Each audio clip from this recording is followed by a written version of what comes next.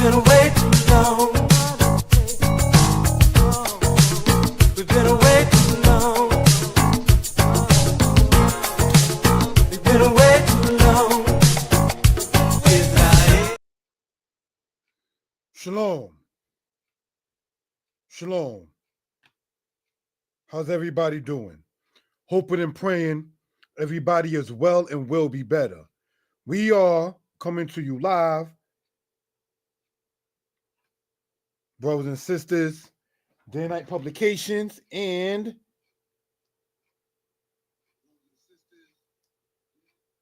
we are coming a little bit earlier than we expected, but the link has been sent out for those who are interested. And if you can't see it right now, we hope and pray that you all will care to see it later. All right, we are on the platforms Mora Yeshaya Torah Lessons, Mora Yeshaya Hebrew Lessons, and the Facebook profile Yeshaya Author Danite, which I think I got to sit there and make live after the presentation is completed. But brothers and sisters, all right, so people can see sometimes, because sometimes I get questions like, oh, who are you, or who's that behind the screen, and so on. But this is the brother here, as you see. All right. Again, hoping and praying everybody is well and will be better. I want to take out the time, if I may, brothers and sisters, and speak regarding my Hebrew teachers, if we will. Okay. And my very first Hebrew class, brothers and sisters, was in 1984 in a place called Kosheri in the Bronx. I'm going to take the liberty to mention the names of the people of whom I'm speaking of. The Hebrew teacher that was there that particular time when I was a little lad was a person by the name of Morey Cartriel. And I didn't pay a lot of attention in that particular class. And my argument for quote unquote maybe not paying much attention was, well, I was 4. And so forth and so on. Not that that's a good reason, but that is an explanation. As time went on, my Hebrew teachers became Morey Tibak. May he rest in peace. My Hebrew teachers became Adon Aharon out of Beni Adat. May he rest in peace. My Hebrew teachers became Morey Mishael out of the congregation Quahal. May he rest in peace. My Hebrew teachers became Kohen Mikael. May the Most High continue to bless his life. My Hebrew teachers became Ima Tamikia. May the Most High continue to bless her life. My Hebrew teachers became Ima Miriam, who is, if I may take the liberty to say so, the mother of the lady Gorea Kokavia who runs the prayer line. And may the Most High continue to bless their lives. Brothers and sisters, as you may have heard or seen, there is a plethora of Hebrew teachers that a brother came through and from. And brothers and sisters, in that particular matter, we hope and pray that in this presentation that nobody is offended or made to feel castigated. You understand? And we want to, while I'm asking you all to subscribe to the channel, Morey Yeshaya Hebrew Lessons, if you go all the way back to 2018, you will see a list of teachers that or teachings, I must say, that go from the very beginning, the basic in Hebrew, all the way into the advanced. Where we are now, brothers and sisters, is in advanced Hebrew, if you want to put it in terms like that. But I try to, glory to the Most High, show things in as much real time as much as possible. All right. So I see in the comment section, Mariska Parker, shalom, and shalom back to you. Thank you for joining on. My numbers across the screen. I can be reached 908-587-4841, text, WhatsApp, regular call, so forth. All right. So what we want to do, brothers and sisters, is pull up, if we will, the PowerPoint slideshow from the current slide, if we will. All right, giving honor to the creator of heaven and earth. This presentation, Hebrew verbs put together with suffixes, is brought to you by daynightpublications.com. Now, brothers and sisters, daynightpublications.com is an actual website, all right, for those who are interested in that particular case. We hope and pray that everyone is well and will be better. Again, we are on the platforms, Mora Yeshaya Torah Lessons, Mora Yeshaya Hebrew Lessons, and the Facebook profile, Yeshaya Author Danites. All right?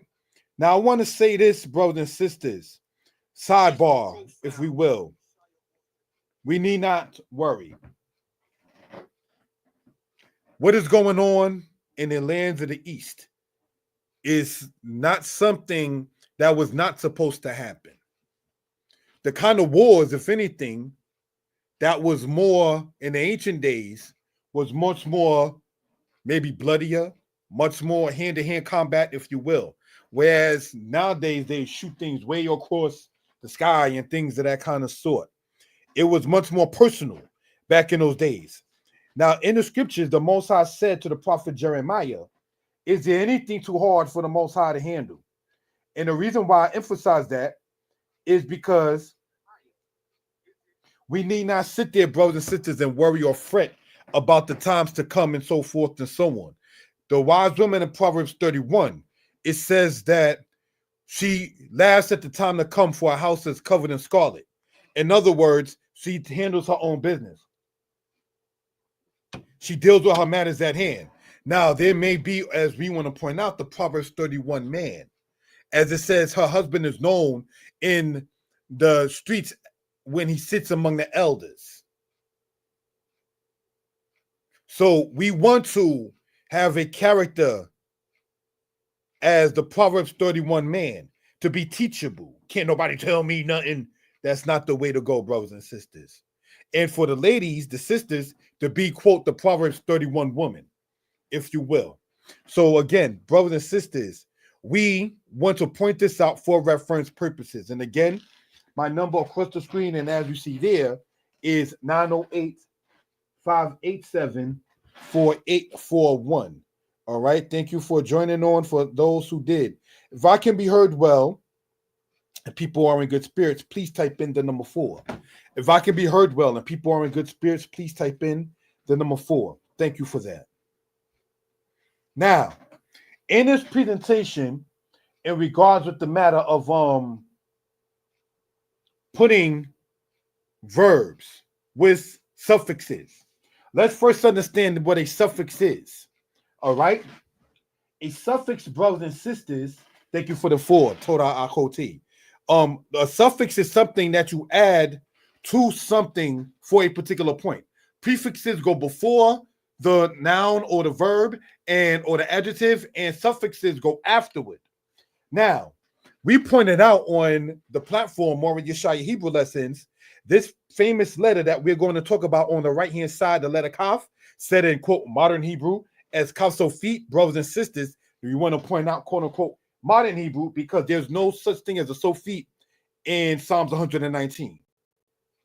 The original Hebrew alphabet had 22 letters. Aleph, Bet, Gamel, Dalet. Hey, Waw, Zayin, Ket, Tet, Yo, Kap, Lamed, Mem, Nun, Samek, Ayin, Pei, Zade, Kuf, Re, Shin, Tau. All right, so that was essentially the 22 letters of the original Hebrew alphabet that we see. Quote unquote, modern Hebrew, and there's no offense intended, has it to where it's Aleph, Bet, Gamel. No, hold on. Aleph, Bet, Vet, Gamel, Dalet, Hey, Waw, Vav, Zayin, Ket, Tet, Yod, Kaf, Sofit, Lamed, Mem, Sofit, Nun, Sofit, Samek, Ayin, Pei, Fe Sofit, Zade Sofit, Kuf Re Shin Sing Tao. So there are more letters we might see in quote unquote modern Hebrew than we see in Psalms 119. Most of the Hebrew that we'll be teaching on this platform is what quote unquote Jewish people refer to as Old Hebrew, or as in the Christian world, they refer to as biblical Hebrew.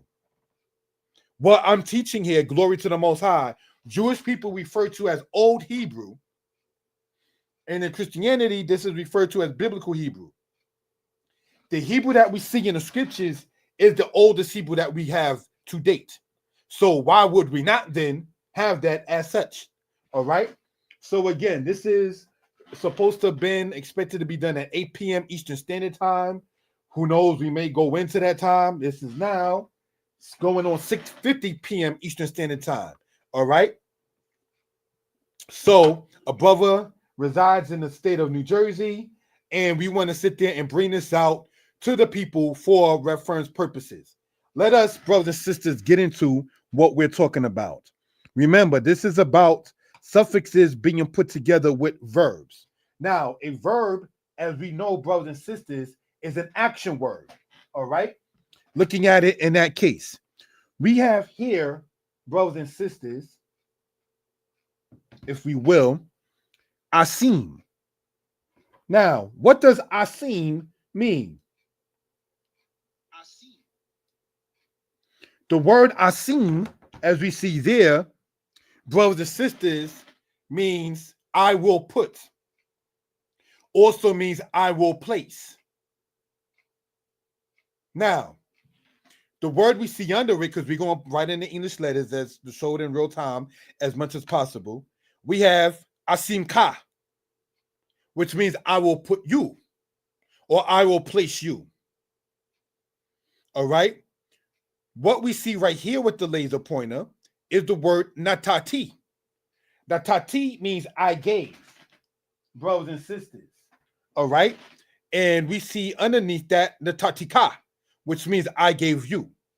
All right. Shalom to the sister Mariska Parker Bergen Paris, who's a male.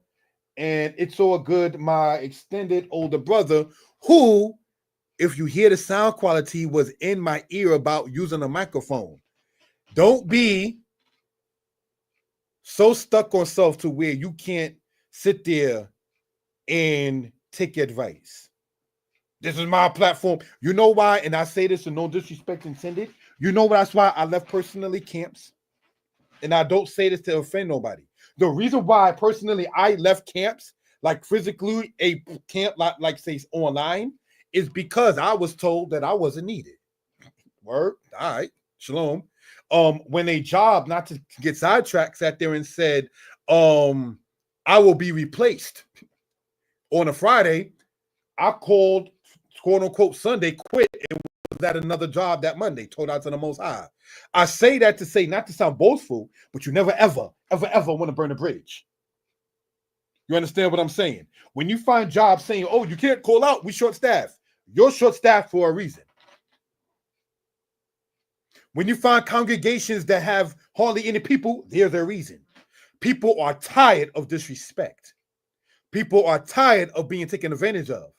People are tired not being used properly, but rather abused. There's normal and abnormal. There's use and abuse. And when someone respects you enough to say, brother, or if you're a female sister, this is an idea I have, be open to constructive criticism. Now, when you're dealing with something regarding with the Most High God, and you saying, as a free will offering, I want to offer this, because there was no angel that came in a dream. There was nothing that was like, not trying to be funny, a prophet that came to a young man or a brother that said, do this. It was from one's own spirit to say, I want to do this before the Most High and for the people of the Most High. So when the Most High causes one to want to be a blessing to you, you don't shun that, because what you're doing ultimately is you shunning Yah. What you're doing at that point is you're telling the Most High what he is presenting before you is not needed. So when somebody, as little as it may seem, says, brother, use a microphone, it can sound better. Whoa. It's like that. Can't nobody tell me this is my platform. Then what are you sending the link out to people for? Why are you asking, is it a good idea to put your link on another man's platform when he's teaching? What's the point in that if can't nobody tell you anything in any language? So brothers and sisters, these are things we care to sit there and bring out for reference purposes. I want to take out the time, if I may. Earlier today, I was listening to the elder. More Malkia Uriel. and its platform. The flowers, or let me say as man to man, the respect, because I don't believe in giving a man flowers, but giving you the respect verbally is the professionalism, the thought of wanting to include people in is very useful. There have been congregations and camps that have lost grown men in their families because the leader of the place, and I say this in no disrespect intended, did everything. A grown man is not going to want to sit with his wife and children and be made to feel like he's one of the children in school. That's not going to happen. I was wondering as a child, I was like, well, if the Moray, and I say this in no offense, was doing everything, then what's wrong with that? And a lady told me, a friend of my mother, may the Most High bless her life, continue her life. She told me when I was 15 years old, which was 30 years ago from this year, she said, you'll find out when you get older. And sure enough, I found out and understood why, what it is, how to deal with people, how to be, quote, a people person, if you will. All right.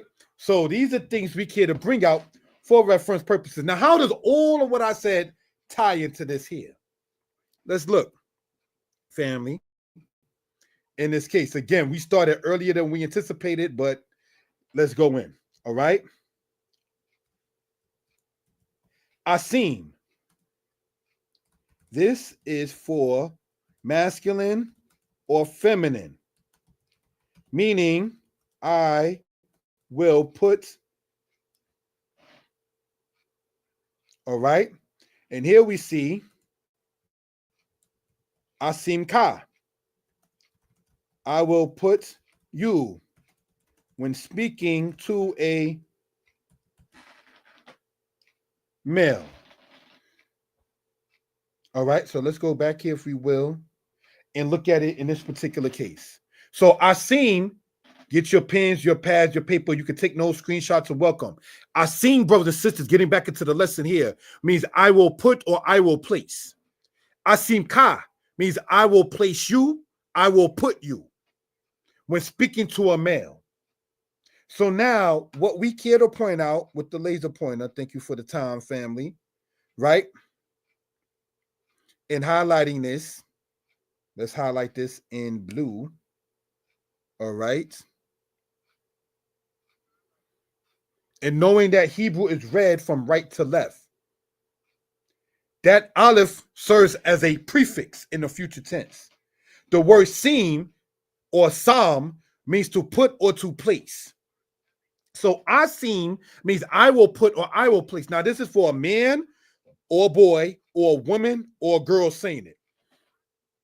In Hebrew, there is no age distinction as far as the rules go. It's not like elders will say a different word to mean the same thing in that particular case. However, in respect in Hebrew, when speaking maybe to an elder, you might want to say, instead of saying Shema, which means hear, command form, you might want to say something like Sham'ah, which means hear, please. Instead of saying seem, meaning put, you may want to say Sima, which means to put, please. You may want to add that I at the end in that particular case. But we'll get into that particular matter in another matter. All right. So let's look. Asim means I will put or I will place for a man or woman. Asim Ka, when speaking to a male, whether you are a male or a female, when saying I will place you or I will put you, brothers and sisters, is to a male in that particular case. Now, I will place you. I will put you. This ka at the end, brothers and sisters, right? We want to show with this here. That signifies the you part. That is a suffix. That is a very common suffix, brothers and sisters, in this. And we're going to go over a couple of slides showing how this works. Are there any questions? Please feel free to put it into the chat. My number 2 is across the screen, 908-587-4841. 908 587-4841. All right. Any questions or comments concerning what we're talking about? Thank you for that, family. Let us look, brothers and sisters, and get into this next part. I want to erase for clarity purposes. All right. And let's look at this here. Natati.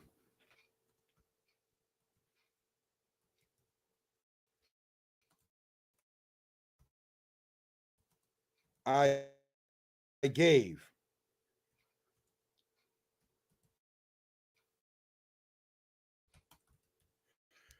All righty. So let's go back here if we will. Right. Thank you for that.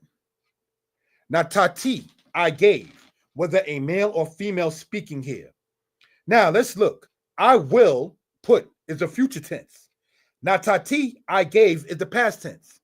So what can we gather from that, if we will, brothers and sisters, is this. We look at the highlighter and we wonder, that's why I erased the other part. This T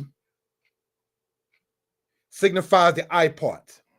Remember, Hebrews read from right to left.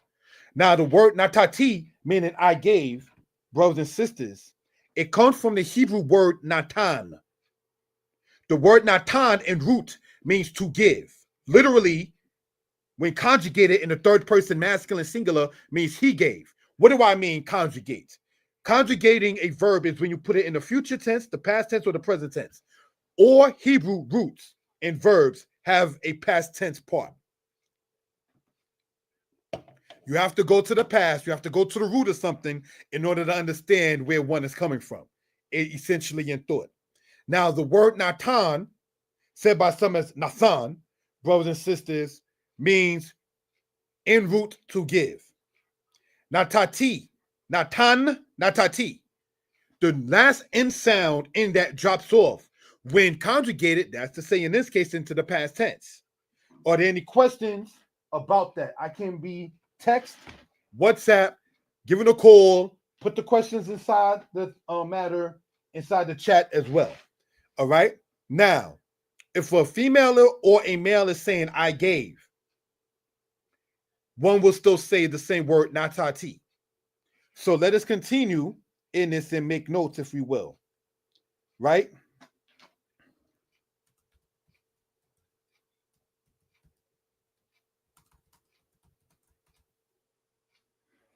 Now, whatever is written or typed in, it holds the same weight. I ask you all not to sound demanding, I ask you all to pay attention.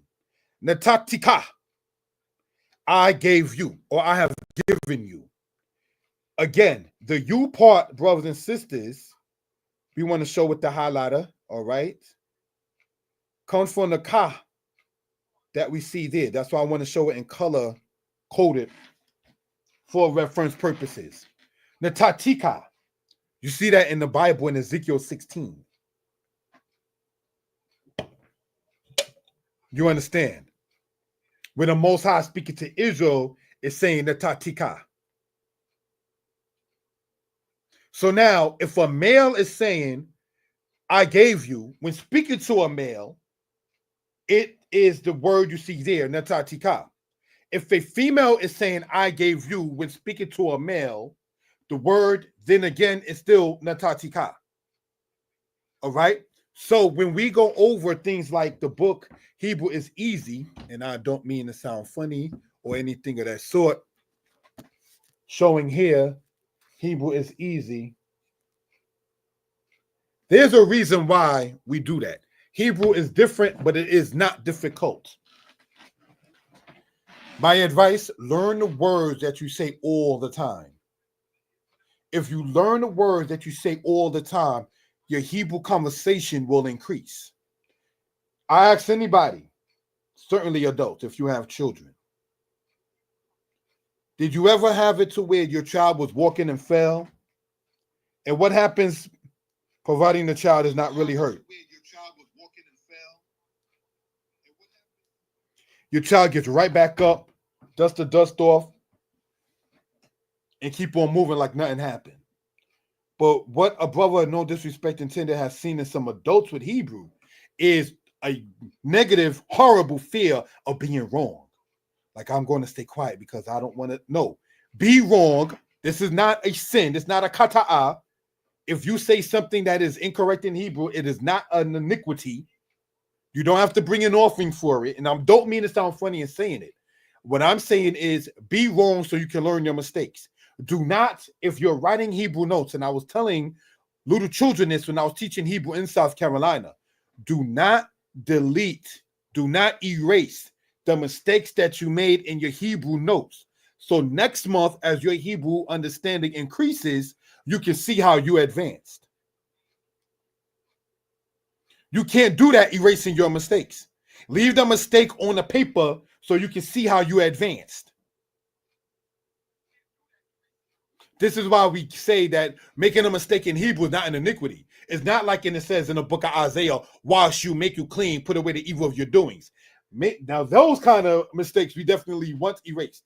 But a mistake in writing in Hebrew is nothing to sit there and make you feel embellished about or ashamed about. All right? So these are things we care to bring out reference purposes. We want to, brothers and sisters, I wanted to show this in real time, as much as possible.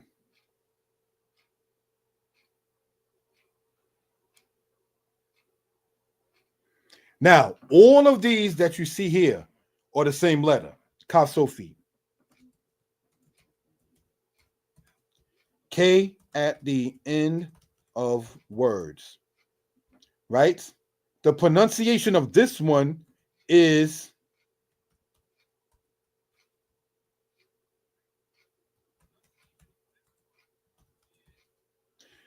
what do I mean by that? Vowel and K. So if the vowel before that was an A sound, it'll be ache. If the vowel before that was an oo sound, it will be ook. All right. So just want to point that out for reference purposes. All right. Sidebar, if I may say. And I say this in no disrespect. My mother raised me in the understanding of Israel. If you've seen the video before or the video earlier, when the song playing Yisrael, my mother's picture was put up in there. And I see I got to sit there and charge this because I, in creating the PowerPoint, wasn't charging this computer that one got from the store Best Buy in that particular matter. Give me 1 second, family, and so forth.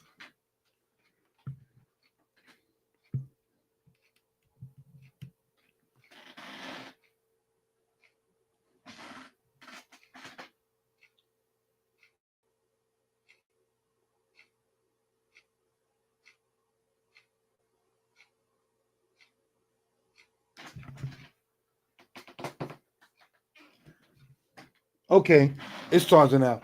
Sorry about that little interruption there. All right, brothers and sisters. So whatever vowel is before it, what we're seeing, you want to show right here, if you will, right? That is, brothers and sisters, that along with the K sound. It is generally, in most cases, in say feminine. All right. Here we see this is pronounced as ka. Most cases masculine. All right. Now let's look at this here. We want to show, if we will, with the laser pointer. Thank you for that. All right. Vowel and whatever it is. So if it's an A sound, it's ik. U sound ook. I sound ak. Not to be confused with ak as in brother. Okay. This here ka. You see this in words like shalom ka, your peace. We see this, brothers and sisters, in words like, excuse me, Eloheh ka, meaning your God. We see this, brothers and sisters, in words such as Achika, your brother. Akotka, your sister. If you subscribe, and I ask you all to, subscribe to the platform, Mora Yeshaya Hebrew Lessons, and go through it. I have a lesson, I think it's Hebrew lesson number 30, Hebrew lesson number 31, in which I went over the entire family Abba, father, Ima, mother, Ak, brother, Akot, sister, Akyan, nephew, Akyanit, niece, Bain, son, Bat, daughter, Sabta, grandmother, Sab, grandfather. There is no set word for great grandfather. That's when you start just saying Abot, meaning fathers. You understand? Not to be funny, in Hebraic thought. Daniel chapter 7. It says 10,000 times 10,000 stood before him. The judgment was set and the books were open. Now, this is not to get sidetracked. If the judgment was set, what judgment was set in Daniel chapter 7? Did not Daniel said he understood the scriptures by reading Jeremiah the prophet? When you go to Jeremiah 25 and the Most High list all the nations, and as Moray Uriel, Malkiah Uriel read earlier in Jeremiah chapter 30 and Jeremiah chapter 31, the Most High has already set judgment, so we don't have to worry, Israel. And for those of us who are into the understanding, I'm saying we're Tanakh based, so-called Old Testament based, then we already know what the prophecy already states. Daniel chapter 7, how does this connect into what we're talking about? It says the judgment was set and the books were open. Daniel 12 says that sealed the book to the time of the end. So the judgment is already set. So you can't come with a new book with a new kind of judgment because the Most High from the old days already set the judgment in order. In Daniel 7, it says 10,000 times 10,000 stood before him. That's the highest number in Hebrew. There is no Hebrew word for a million. That's greed. The word for 10,000, rababa. 10,000 times 10,000 equals 100 million. There is no one set word in Hebrew for the word million. How much do you need with something with a million in Hebraic thought? What happened to the give and take? But you just take and then take and then take. That's why English has words like million and billion and quadrillion. What? Are we serious? Hebraic thought doesn't have that kind of matter. One of the things, if a parent has a problem with their child in Deuteronomy, it says, this our son is stubborn and rebellious. He's a drunkard and a glutton. What does that mean in Deuteronomy 21? This our son is stubborn and rebellious. He will not hearken to the words of his father or of his mother. This is not to get sidetracked. Be teachable. This our son is stubborn and rebellious. He's a glutton and a drunkard. Do something with your time. When you have too much time on your hands, just as much as American English has too many numbers, quadrillion and things of that kind of nature, it's not good. It's not a give and take kind of thing. Because the glutton in Deuteronomy 21, he just takes and takes. She just takes and takes. It's never a matter of reciprocation. I told my little princess, and I not to get sidetracked or anything of that sort. A good man is not one who just keeps on giving and giving gifts, taking you out, and just keeps giving. And you don't reciprocate. Not talking even grown talk. Note, that's my little princess. Giving anything back. You want your zaporen, your nails done. You want your sayar done. You want your big adim, your clothes. You want, for what we understand in Israel, to say tebakol, your phone bill paid. But you don't give nothing back. You just take and take. You are a person that's just lo kwakat as a female. Just take. You don't no tenet. You don't natana or give a matana, which means a gift. That's not good. And men who do that are called what? Simps. A simpleton. In Proverbs called the word petit. O ye simple, understand prudence. And ye fools, hearken to counsel, as we read in Proverbs chapter 8. So to be a man in Israel and be a simp is not our culture. You understand? to be a female in the culture of Israel and just take. That's not the Proverbs 31 woman. She rises while it is yet night and gets food to her maidens. Not sit on her behinds talking about, oh, I'm the prize. Somebody need to take care of me. That is not the kind of princess that I want to leave into this earth. So these are things, not to get personal or sidetracked, that we care, brothers and sisters, to bring out for reference purposes. You understand? So now let's look at this, if we will. And how does that tie into Daniel 7, there being no new book, and this? Rababa means 10,000. 10,000 times 10,000.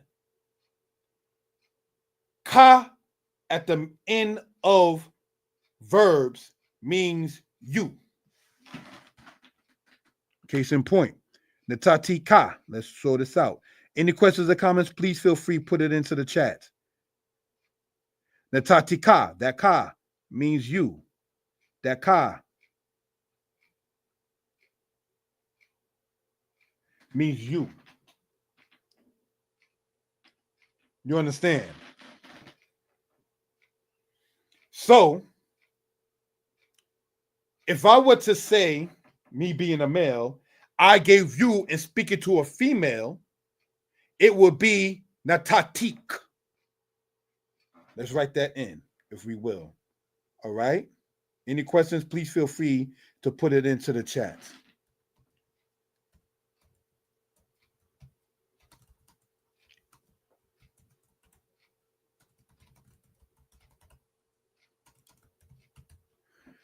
All right, let's look. Sorry about that, family. I gave you. We want to put a comma here. Now, going back here, if we will. Natatik. That ends in this right here.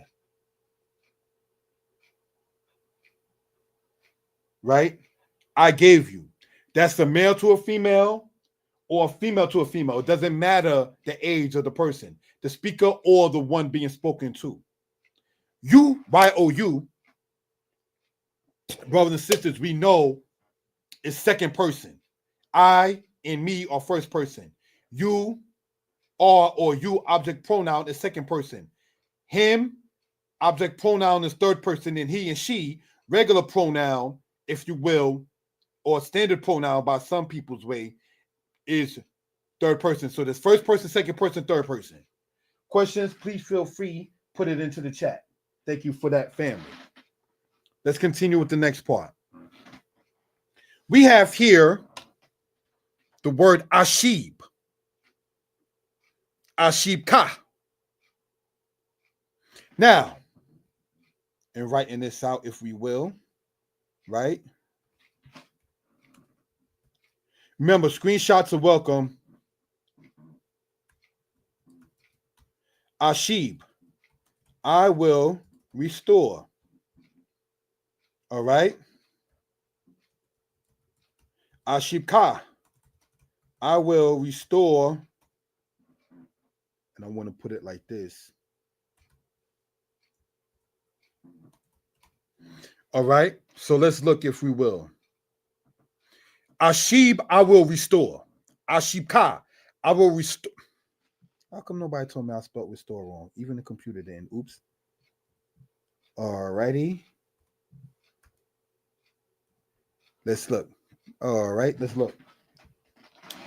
I will restore to you. You can say I will restore you or I'll restore to you. Literally, I will restore to you would be Ashib laka.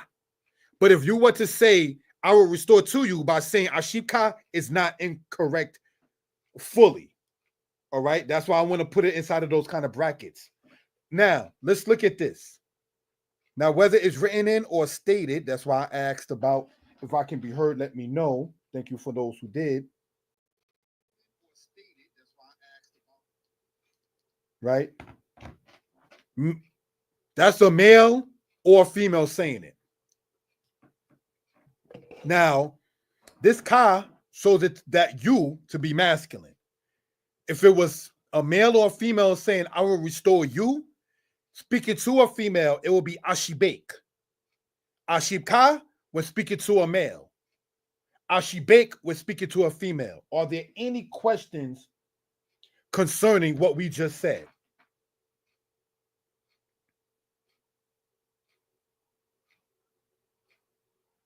Now, let's continue, brothers and sisters. Hashabti, also said as Heshabti, right? Now, what does this mean?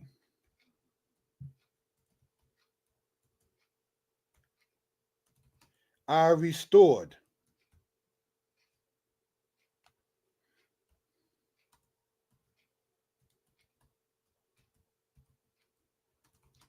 I restored. We want to put this in again. No, we won't. Now, let's look at this, family. Hashabti, also said by some as Heshabti, right? Somebody wrote, so is that rule generally or only with a word like ashibka, the la, or not using la? That is not a general rule. All right. I just wanted to put in there because sometimes for Hebrew to make sense in English, we have to put in English words that's not even in the Hebrew. So the literal way to say I will restore to you is ashib, one word, laka, another word. If you get, not trying to play salesman, this book here, the lak, laka, li, lo, lahem, lakem, etc., lahen is in this book here. But Hebrews Easy, volume 2. Sorry, but I thank you for the question in that particular case. The reason why I put there on the left-hand side, I will restore to you and put the two inside the brackets is because that's not the literal definition. But for it to make sense in English, and as we get more into biblical Hebrew, for it to make sense in English, you might see that two put inside the English that's not there in the Hebrew, but it makes sense in English. And so that's something in that particular case and so forth. All right. Now, thank you for that, my friend. We're looking at, hopefully that answered your question. Have any more? Please put it in the comments, text, or so forth. Hashabti, I restored. Hashabtika, I restored you. Now, brothers and sisters, all of this is said by males or females. Ashib, Ashibka, Hashabti, Hashabtika. All of that is stated by males or females. Because the I, first person, and Ani is in that particular case. So let's look, if we will, family. Again, any questions, please feel free to put it into the chat. We want to show with the laser pointer. Thank you for that. Ashib, Ashibka, Hashabti, said by some as Hishabti, Hishabtika or Hashabtika. What are we pointing out as well we care to do? If we use the highlighter, and we want to use this color, all right? You see that same, come on, work with me. This, all right? Let's see, we're not going to do this. We're going to use the pen, all right?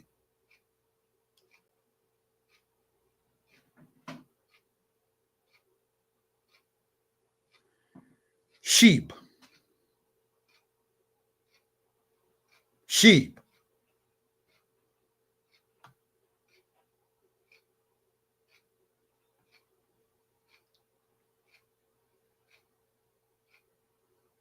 Shab. Shab. That SH and B doesn't drop out. That's the root. Whether you say in the future tense, Ashib, or in the past tense, Heshabti. If we remember, brothers and sisters, from here, right, we have the tati, that T part at the end shows it to be the past tense. The future tense is shown by a prefix, that aleph, ashib, male or female. Same here, ashib, well, there's actually, well, asim is one word and ashib is another word. All right. So Olive's still showing that in the future tense. Same here. The difference between what we're seeing on the top here, on the left-hand side, and what we're seeing on the bottom is that you have a suffix ka in that case. All right. Now let's look. Hashapti, hishapti. Hashapti, hashaptika.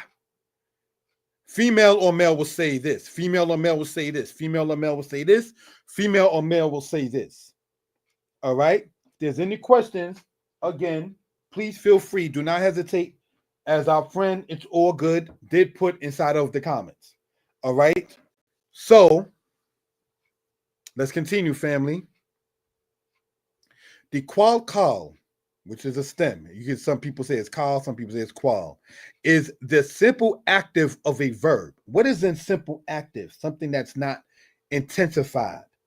Being 7 stems in Hebrew, qual is the first stem. Active. The opposite is passive. The nifal stem is the passive. You see the nifal stem not many times in Hebrew, all right? But it is in existence. The hif'il used often in Genesis. Why? Because that's conversation. Is the causative of the qual. Let me give an example. Right? Let's look at this in real time.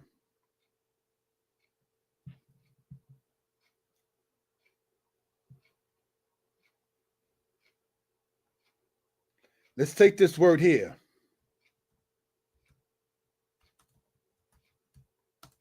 Mashak means to pull.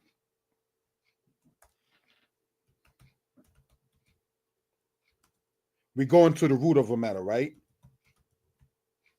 Now, if we go, pull this down, right? Thank you for that. Do it in Hebrew. If we go to mem, sheen, and in this case, kalso feet, mashak, duration. Are they telling me I owe them money? Well, you will get that tonight then. Moving on. Sidebar. All right, so let's look at this. Mashak. And if you look at it here, thank you for that, family. Want to show this in real time, right? If you put the prefix of the hey and then the interjection, if we may say, of that, he continued. All right.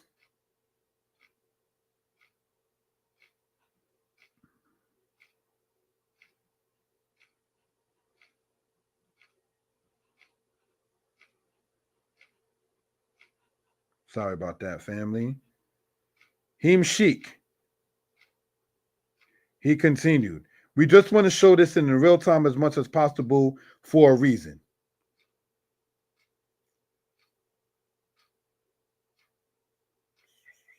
Slideshow from current slide. What can we say? Pull mashak, right? Mashakti, I pulled. Mashaktika, I pulled you. I'm speaking to a male, whether you're a male or a female. And here we see continue is in root him sheik. So what can we point out? Right? This is the qual stem. And this is here.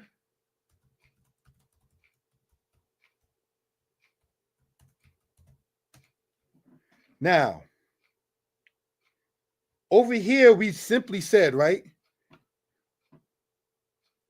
Sorry, that the hif'il is the causative of the qual.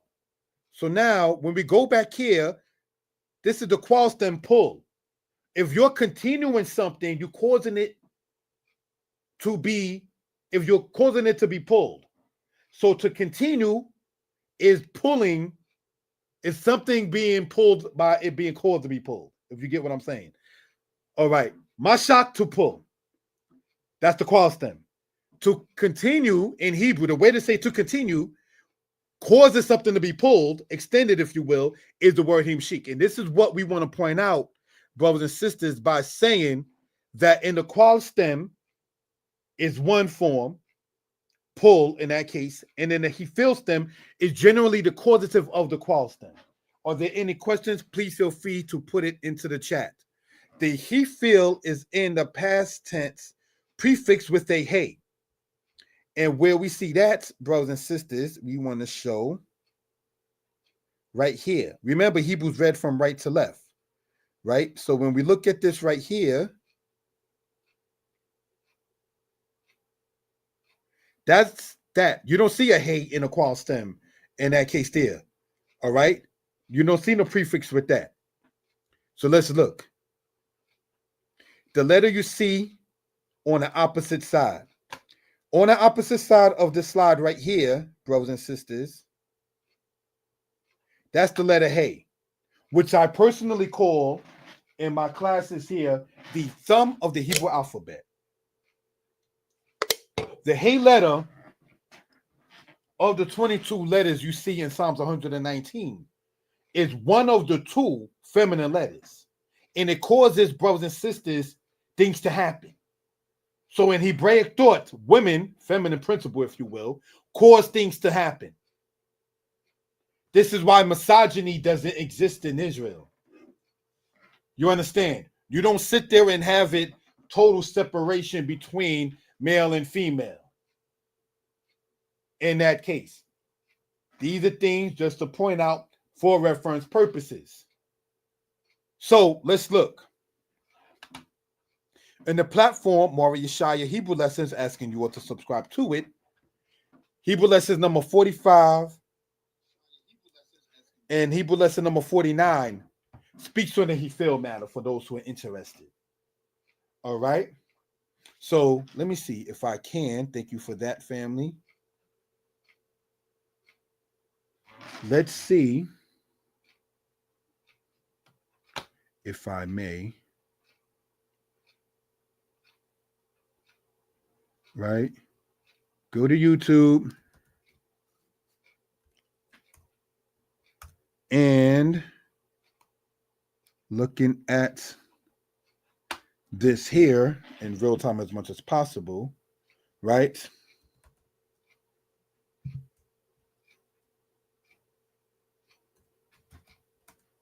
More Yeshaya, Hebrew Lessons. We want to sit there and pump out as much of the language, say as possible. Hebrew Lessons 45, as pointed out. All right, the Hebrew in this piece here. Copy, going back here, if we will. All right. Hopefully, let's see if that works in that case. Yep, it looks like on that side. So if you were to click on that, family, you will be able to see the lesson, Hebrew lesson number 45. This lesson, brothers and sisters, was done 6 years ago. That is not to sit there and showboat or anything of that sort, but just want to sit there and bring this out, if we will, for reference purposes. All right. A brother took Hebrew serious, and the things I didn't take serious, I can't do and achieve, such as being a chef or a good cook. But I get by as far as even earlier where Moray Malkia Uriel was saying, wow, the brother was cooking online. And that what I was cooking was nowhere near like Mommy Threw Down or like Patty LaBelle was being shown earlier in the presentation for those who were following earlier. A brother can't cook like that. By the way, the way to say cook in Hebrew is bishel. All right. So for instance, as we were pointing out, right, to sit there and learn Hebrew to the best of one's ability with vocabulary, bishel is cook. Mazon is food. Yoruqa means vegetable. So learn those words. The word for frying pan is markeshet. The word for stove is tanor. The word for pot that you cook with is the word sear. So learn those words. Let's say if you're a chef, it will come easier to you because that's what you're into doing. You understand? So looking at it like that in that particular case, and I don't mean no disrespect. I have family members in going over Hebrew, and it's not to shame family. It was asked, yo, how you say I bleep that N word up? I said, bruh, there's no Hebrew word to say you would bleep an N word up in Hebrew. Those F and N words don't exist in the language. That's why on Internet publications we try not to sit there and use that kind of language. But if you are of the knuckle down type, if you will, the way you say, I will beat you, not trying to sit there and be disrespectful, is acheka. Ake means I will beat. Acheka means I will beat you. Man, this is again not to condone violence or anything like that, but that's the closest way to try to get to what this cousin of mine that was trying to sit there and ask questions about this and that and the third, and keeping it respectful. We're not going to go over the other things that they was asking. Yo, how you talk to a shorty? How you talk to a girl? Those words also don't exist in the language, but in certain cases. But brothers and sisters, for those who can understand where one's coming from, looking at it, if we will, for reference purposes, any questions, please feel again free, put it, say, into chat. All righty. So this book that you see there on the left-hand side, I have here. Would like to sit there and read the table of contents of such, if we will, right? Moshe ben Yisrael, the messenger. Think you didn't have to retract your message. Shalom, elder. Shalom, brother. But that's okay. So looking at this, if we will, right?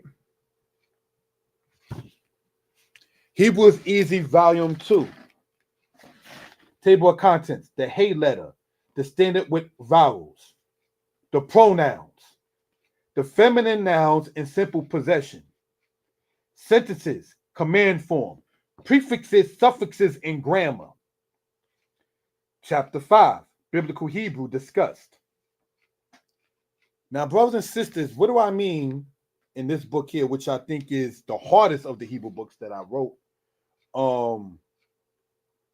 As far as Biblical Hebrew discussed, is if you see this here, it goes over a chart of how Hebrew was written throughout the course of time.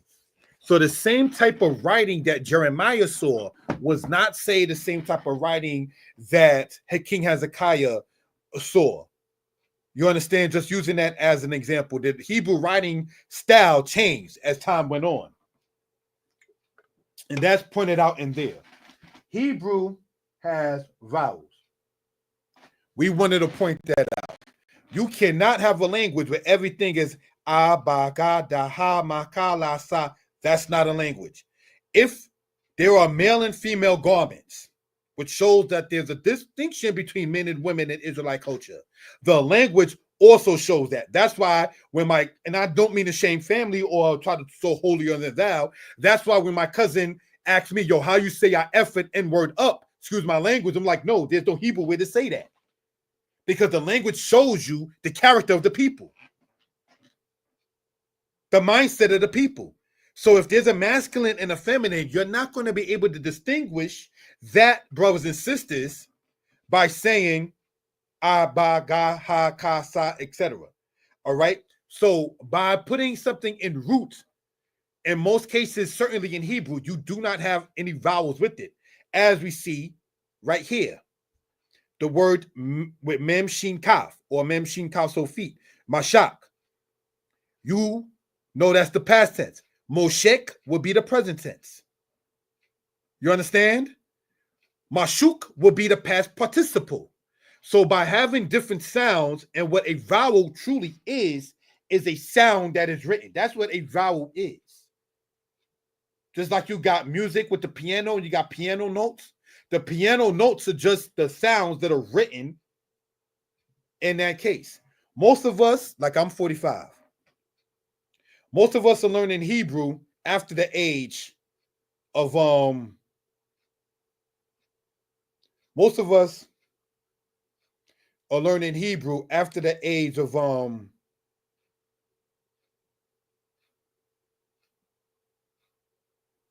15. So we already been reading, speaking, talking, etc.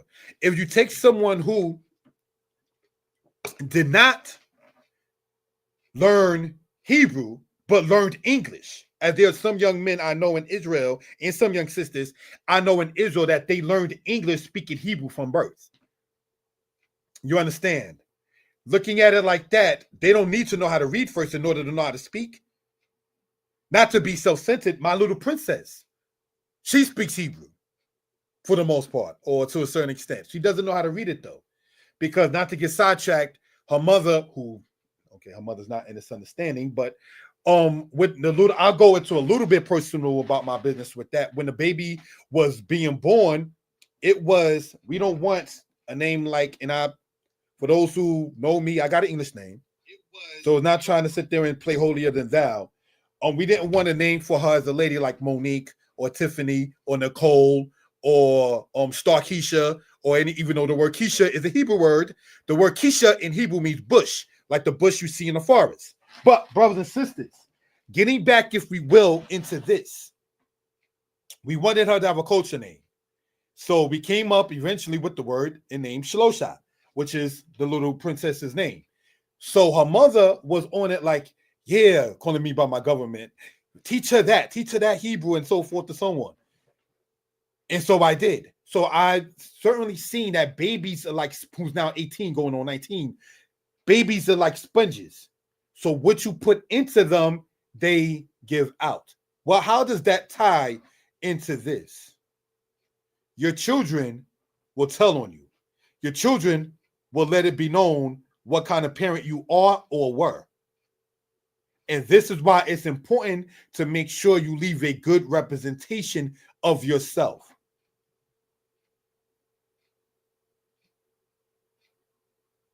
There are those who would say that Hebrew is not as important as knowing the Lord's statutes and commandments. And that's true. Hebrew doesn't guarantee you salvation or repentance from your iniquities. But what it does do is that it causes you to sit there and have better knowledge of the scriptures itself. Let me give an example. Modern Bible, thou shalt not kill. Exodus 20. Yet Ecclesiastes says thou shalt not. Yet Ecclesiastes 3 says the time to kill. But Hebrew lets you know that kill in Ecclesiastes 3 and kill in Exodus chapter 20 are two different Hebrew words. Ratzak is in Exodus. Harag is in Ecclesiastes. So Ratzak, lo tirazak, meaning thou shalt not murder, is in Exodus. So that's something we care to point out, if we will, for reference purposes. Another example. You should not round the corners of your head, neither mar the corners of your beard. The Hebrew does not say that. Lo takwifu pa'at roshkem is mistranslated in English by saying you should not round the corners of your head. The word corners does not exist there in Hebrew. Leviticus 19 verse 27 in Hebrew says you shall not round the corner of your head. It's singular, not plural. So that changes the whole kind of matter. So those are just kind of things to point out, if we will, for reference purposes. You understand? Any questions, comments? Please feel free to put in chat. Thank you.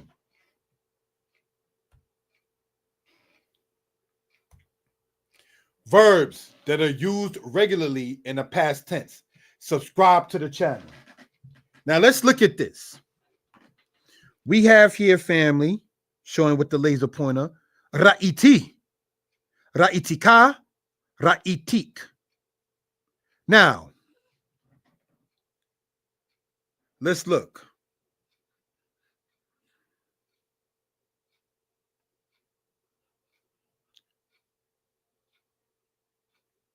Ra'itika. And then we want to show in a different color form, in this, if we will, right? Ra'itik. Now, what does ra'iti mean? Does anybody know in the chat? There are, say, 10 people in the chat according to what this is saying. Does anybody know what does the word ra'iti means? We're asking, right?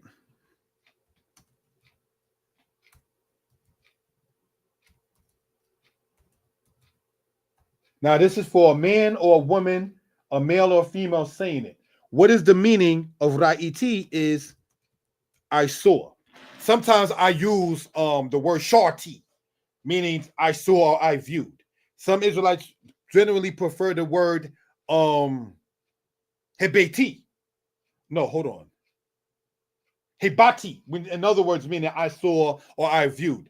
But biblically, the most times you will sit there and see brothers and sisters, ra'iti, meaning I saw. All right. Now that root ra'ah is where you get from the first tribe in Israel, Reuben. Reuben means behold the sun. Ra'ah is the root. Reuben, Reuben, Bain, as we know him as son. Reuben is two words put together to get the first tribe in Israel's name. All right. So now this is a male or a female saying it. Now we know how to say I saw. See how vocabulary will increase. Asking you to subscribe to the channel. So now if a man or a woman speaking to a male were to say I saw you, he or she will say Rayitika. If he or she was speaking to a female, is saying I saw you, he or she would say Ra'itik. Are there any questions concerning what we're talking about? Let me make that neater, man. This is Dan Night Publications. We're crying out loud. All right, we're going to put it like this. Ra'itik, and we want to color code it, maybe with blue.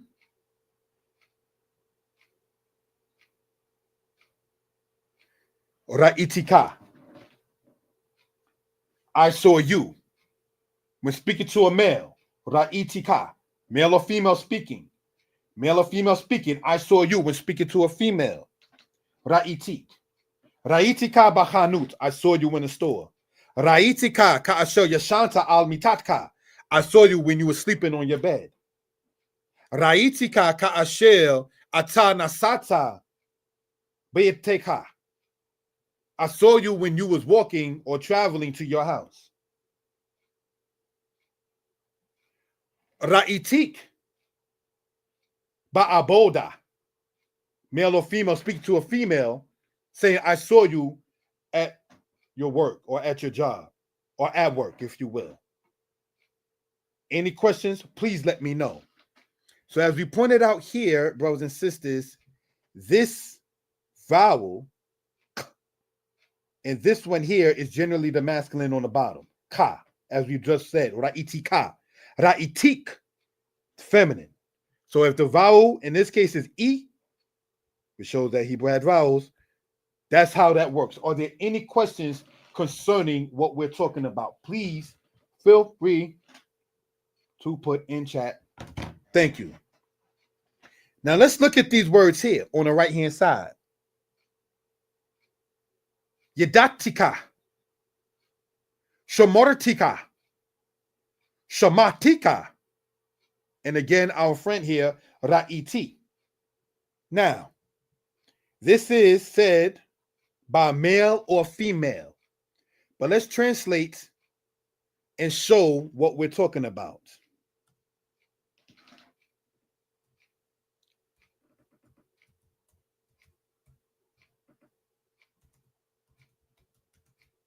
I knew you.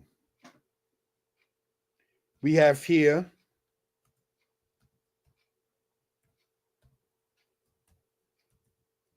Shamartika. I observed you. This is a popular one here.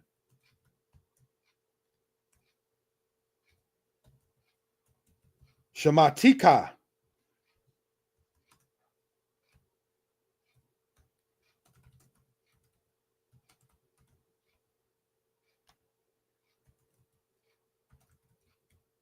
Now let's look. Thank you for that, family.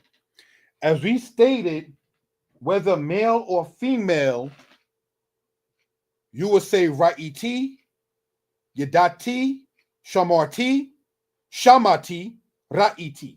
Ra'iti, I saw. Shamati, I heard. Shamarti, I observed. Yadati, I knew. So now when we look at this here, yadatika, shamartika, shamatika, and ra'itika or ra'itik. Let me change this if we will. I meant to put this as an apostrophe. All right. Any questions or comments? Again, my number is across the screen. So if I can be heard well, let me ask. And you all in good spirits, please type in the number 4. Thank you for that, family. And this is what I was talking about. Sorry. The other platform I was on listening, because even though your brother Moray Yeshaya, he's a Moray, sometimes you just need to be quiet. Solomon said the time to speak and the time refrain from speaking in Ecclesiastes. So go on another platform, even if you're a Moray, and take some wisdom. Learn something. Be teachable. You understand? And what I attempt to do is now I try not to sit there and have the presentations I'm doing coinciding with somebody else's. Sometimes it's inevitable, but I try not to do that. Like if I know I'm looking at it, I could just sit, thank you, it's all good, and thank you, Akoti or Sister Mariska, and it's all good for typing that in. All right, again, any comments, please feel free, put into the chat. We want to bring this out to the people for reference and edification purposes. So now we know how to say, I knew, I observed, and I heard, and I saw. Build your vocabulary. Those are some common verbs used if we're doing this in the past tense. Now, brothers and sisters, as the lesson points out, highlighter, we're going to use a different color, blue. This car, and this car sound, right? All of that are suffixes. That's why we have the verb say to know in root yada, yadati, I knew you. Shamorati, I observed. Shamoratika, I observed you. So let's say a mother talking to a son says Shamoratika b'ma'aseaka. In other words, I observed you in your doings. Let's continue. Now, more object pronouns.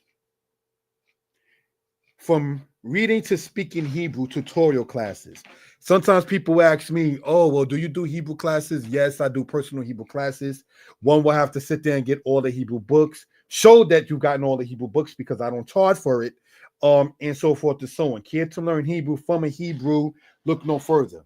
Moray Yeshai Israel with over 20 years experience, supposed to be over, sorry, my typo, are experiencing teaching Hebrew and with other 20 years experience in teaching Hebrew and over 5 self-published Hebrew books and over 200 copies sold.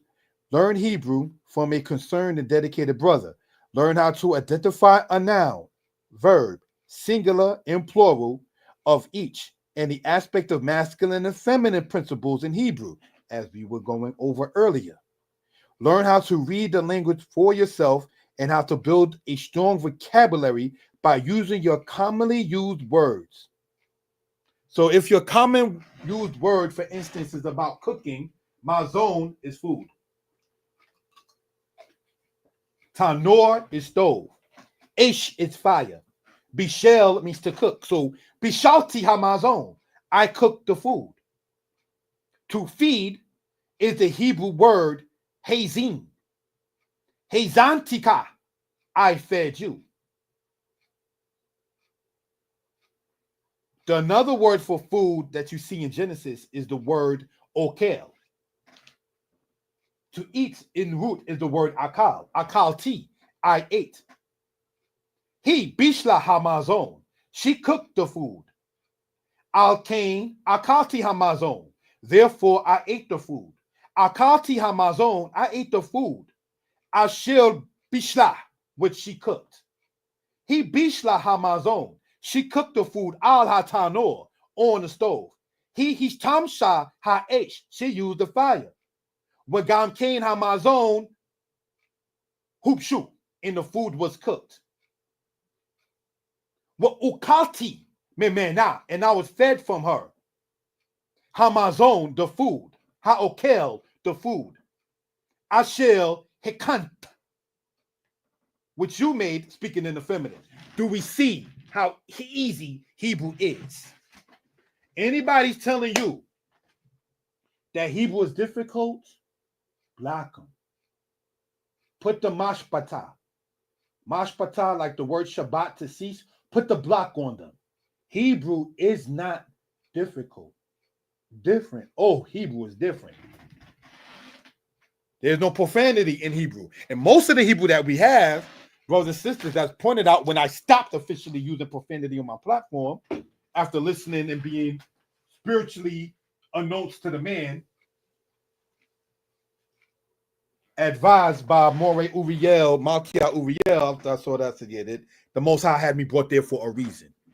You understand? And my aunts who were in this, I'm in my 40s. My aunts and like that are older than me. They listen to the platform. So for those who were on Morey Malkia Uriel platform earlier, when I said, "Oh, my family in the South eats pork," some of them still do, and it's not the Shane family. When people are telling you how to present yourself better, that's who you want to reach. You don't. This is my platform, and if you don't like it, again, that's why I left physical camps, because you told me what I could offer ain't needed. Peace, shalom, ak. And so that's what you don't understand. And that's what it was with that. I left physical camps because you told me that what I can sit there and offer is not needed. Oh well, I got to find another mission. So be it. Let's continue. Looking at this, brothers and sisters, in this particular case here, the words that we see on the left-hand side, right?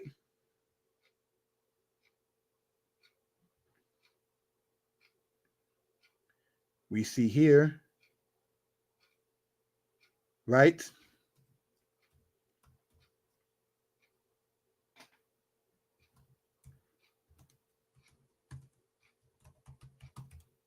And we see here,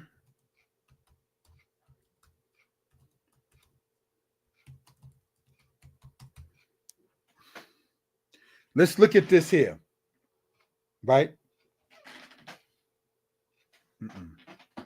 Let me make this larger.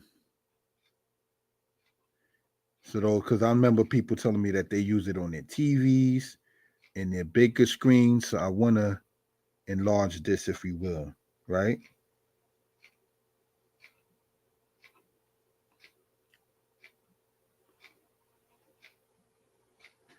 So we have here otak, you, feminine. Ota, you, masculine. This you, right? So let's look at what the sister in there wrote. She said, I have family that still eat pork. I don't. Let's look at that. Yeshli mishpaka ha oklim kazir any okelet. And I say any okelet because it's a sister who typed that in. So the way you would say that sentence right there, I have family that still eat pork.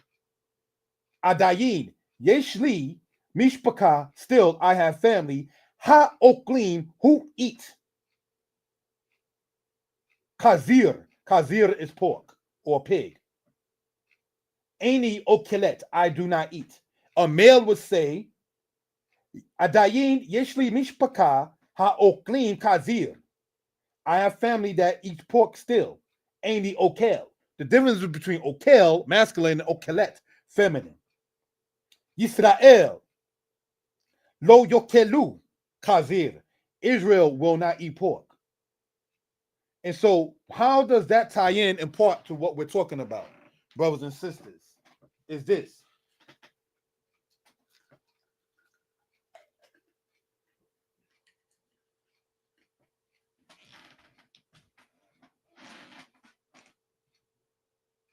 your diet,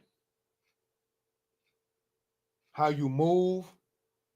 You want to have people to say less things about you about what you're saying that's could be quote held against you. There are some who are like, I don't care what nobody say about me. Then how can you be the light if you don't care about how you're seen? We have to care about that. Be teachable, fam. So just want to point that out. Now, these are object pronouns, right? Let's make some notes if we will. All righty. Looking at this here.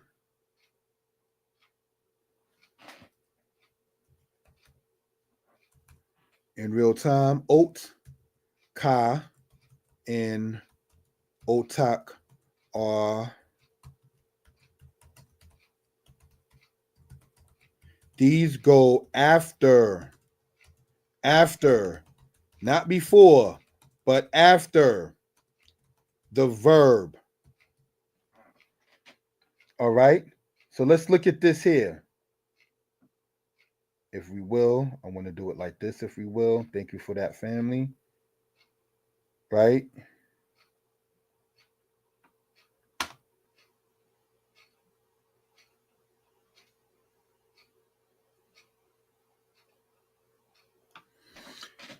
Otka and otak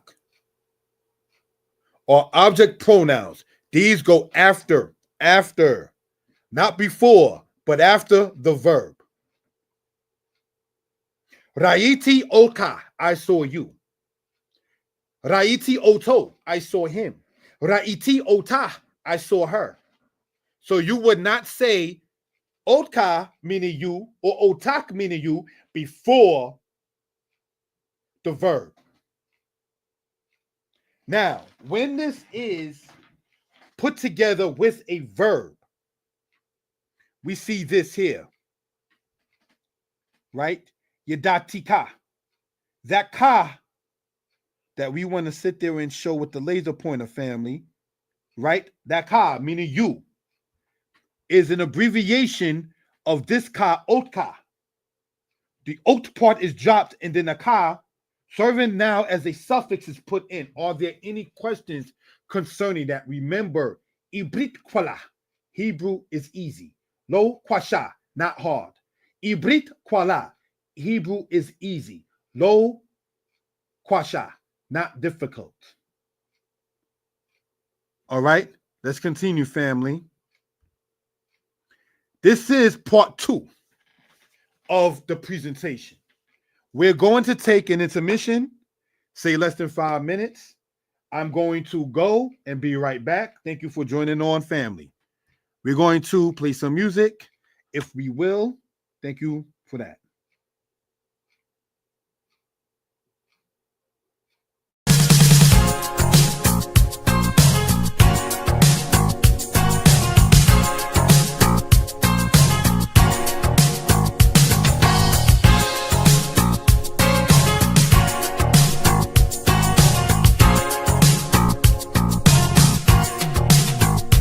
There's a land over there, across the water. There's a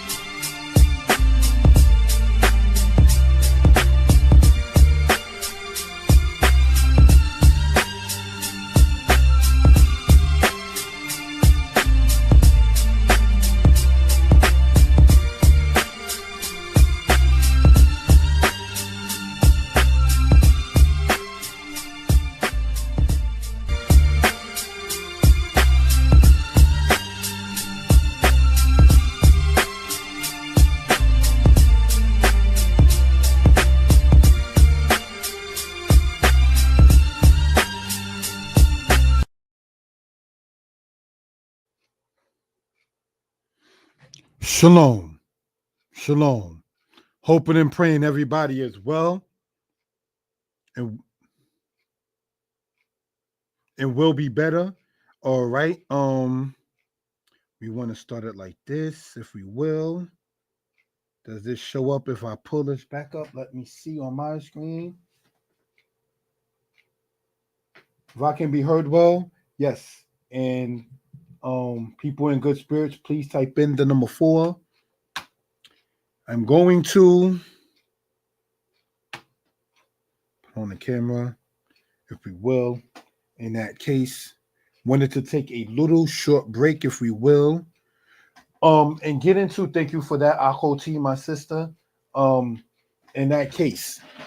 Now, to show possession in Hebrew, which is in, oh, look, family, this is a book dedicated to my mom. Yeah, this is my first teacher in Israel. May she rest in peace. Yeah, I gave her the shout out in that particular manner. Then we have this one here, Hebrews Easy, Volume 4. This one here shows nouns in possession. And by possession, family, I mean like, mine, yours, his, hers, so forth like that in that particular case. All right. I don't mean to be funny or anything like that. I remember when my mother, if I can go there, before she passed away, when she was in the hospital, I remember when the way the nurses were looking at the Hebrew that was on the wall, that we put up a Hebrew chart. We figured she's going to go and rest in peace, and we put a Hebrew chart up on the wall and everything of that kind of nature. Now, remember how the nurses was looking at that, this being a quote unquote black woman. And I remember the looks that, not to be so sensitive, I got when I walked into the place. It was on Shabbat, if I'm not mistaken, with my garments on and my head wrap on and everything. And I guess they made the connection like, oh, that's the Hebrew people. What do we want to point out in that particular case? When you're dealing with Hebrew, you'll get questions like why you want to study it. How many of y'all studying it? Does your mother into it, your father into it, and so forth and so on. One of the reasons why, giving honor to the Most High, a brother wanted to do Hebrew books is because one felt that a lot of Israelites don't promote and push Hebrew very, very hard. You understand? While many of us do pick Hebrew names, that's excellent. And while many of us, brothers and sisters, name our children Hebrew names, that's excellent. We definitely want to sit there and increase in a matter of knowledge concerning the language. So, again, my number, and I can be reached at, is 908-587-4841. Let's look at this here, if we will, right? Now, mind you, all the words we're going to go over, unless specified otherwise, could be said for a male or female speaking of himself or herself, right? This here is hif'il.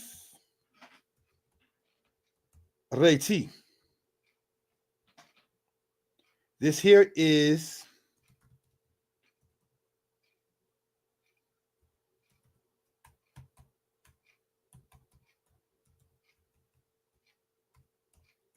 ha'quimoti.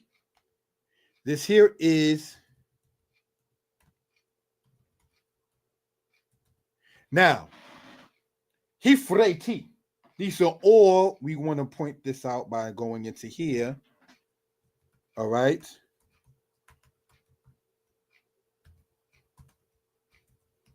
Verb stem words. Okay, so let's look. Hif'il verb stem words. Now, all that you see on the left-hand side that we sat there and put a English lettering to it are all in the past tense. All right. Now, how do we know in part already that's in the past tense? Because the matter of it, laser pointer, hifreti, ha'quimoti, hirbeti. That T at the end signifies the past tense. I. Any questions? Please feel free to put it into the chat. Now, in the qual stem of the first one we see there, hifreti, in a qual stem is the word para. The word para, we still see kind of in there with the fe or pay, because P and F are interchangeable, and resh, and the hay drops out. Para means to be fruitful. Hifreti means I cause to be fruitful. I cause to be multiplied. Nope, that doesn't mean multiplied. It means just what I stated at first. My fault. I cause to be fruitful. The word peri, pay ratio, is the word for fruit itself. You understand? So now when we look at hifreti, we're saying whether it's a male or female saying it, I caused to be fruitful. So hifretika, I caused you to be fruitful. Hifretik, I caused you to be fruitful when speaking to a female. Are there any questions? Ha quimoti. That's the hif'il stem. In a quals form of it, in a simple active, if you will, brothers and sisters, that word there is the word quum or quam. You might hear in camps a lot of times, qumu, qumu. When they're saying qumu, they're saying rise. Generally, when the leader or an elder is around, you usually may hear that, brothers and sisters, in that case. But now what we're singing here, ha quimoti, means I established. I will set in order. Now, the word order is not in there. The word for order is the word seder. But to establish something is the same thing as setting something in order. So it has to make sense in English. So it might sound like it's extra words, but that's generally because it has to make sense, say, in another language. All right? Here the Beiti. I multiplied. I caused more to be. This hey, as we pointed out here, brothers and sisters, this letter hey is the causative of a particular matter. Inside of the hif'il stem, take a screenshot of this slide right here if you care to.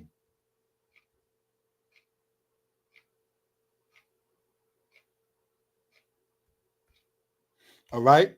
So now we see the hey as the prefix shown inside of the hif'il stem. Hifreti, haquimoti, hirbeti. Now let's look, family. Remember, all of this is in the past tense. So let's look. This means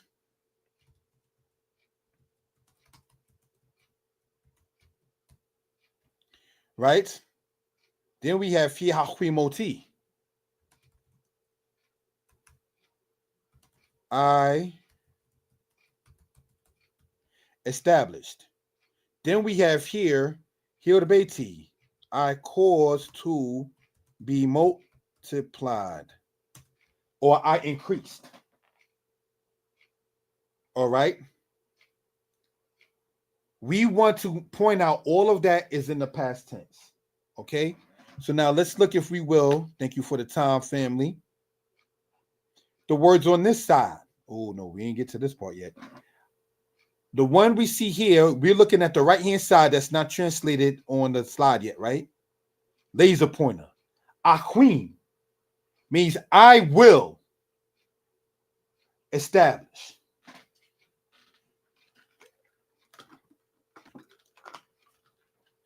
The next one underneath, Yahquim, means he will establish. Do you know that's part of one of the kings of Judah's name? Yehoiakim. You see that in that he was wicked, but that's not the main point. What we're talking about right there is looking at it. The word Yaquim means he will establish. Aquim, whether it's a male or female saying it, means I will establish. And here we see Rabbah, the ration of bet. We see here in a verb form meaning to multiply. When you hear people say Torah Rabbah, they're saying thanks a lot. Any questions? Please feel free to put it into the chat. All right, so we're going to look at it in this way.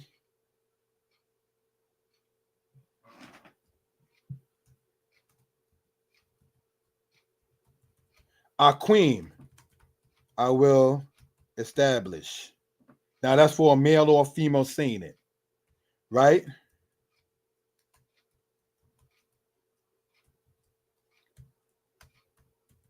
Yaquim, he will. And here we have Rabbah. Literally, brothers and sisters,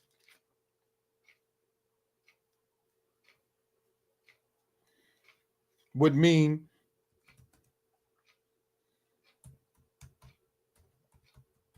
she multiplied. Means also a lot.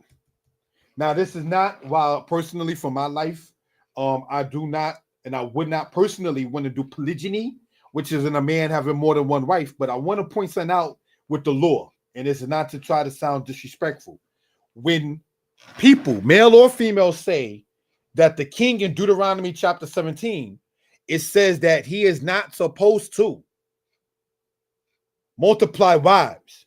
The word there in root is the word rabbah.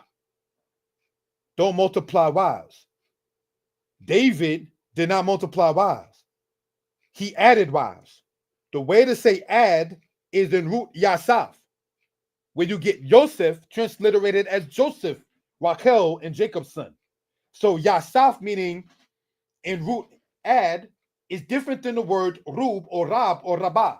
So multiplying and adding in Hebraic thought is still not the same. So brothers and sisters, don't come to brothers in Israel and say Deuteronomy 17 says don't multiply wives when the law allows you, if you're up for it, to add wives. Adding and multiplying are not the same thing. Even in Hebrew, one is the word yasaf, the other is the word rab or rub. You understand where you get the word rabbah from, meaning a lot. Now in the verb form, rabbah means she multiplied. So just want to point that out. Are there any questions?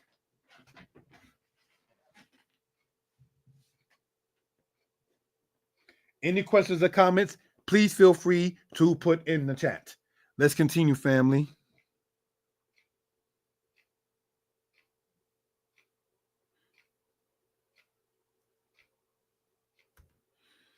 Now, let's look at this, brothers and sisters. Right? We're going to focus on the right-hand side first. And no disrespect intended, for time purposes, we're going to deal with this part here and the left-hand side of this in the next lesson. After we complete what's going on the right-hand side of this, the presentation will be concluded, this one. We intend to do another presentation with the timing allotted because I try not to go past a certain timing. You understand? We'll work on Jose Tika, Jose T, Yatsa. We'll work on Kaspeka, Ishtika, Abika, Imeka, Re'eka. We'll deal with that in the next lesson. But we want to work on this particular part on the right-hand side first. All right? So let's look at this, family. Laser point on the right-hand side.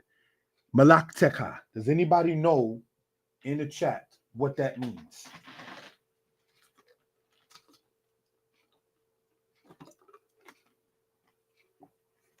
The word malakteka, brothers and sisters, we see that in Exodus chapter 20. And what this means is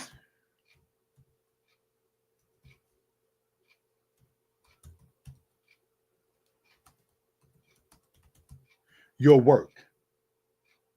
And here we see malacha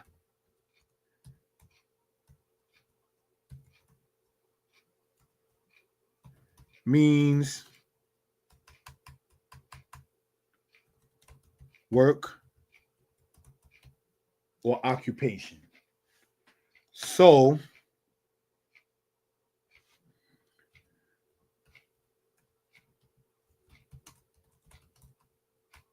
thank you for joining. There, will be a part 2 of this. And on part 2, we want to continue with the slides and want to work on the left-hand side of this. All right. So let's go back to this, if we will. We have malakteka, your work. Sheshet yamim, 6 days. Ta'abo, you shall work. Wa asita, and you shall do. Kol malakteka, all your work. Malaka means work. Malakteka means your work. Now remember here, brothers and sisters, we have Shomortika, meaning what? I observed you. I watched you. Ka, ka. That you, serving as its suffix with verbs in that case.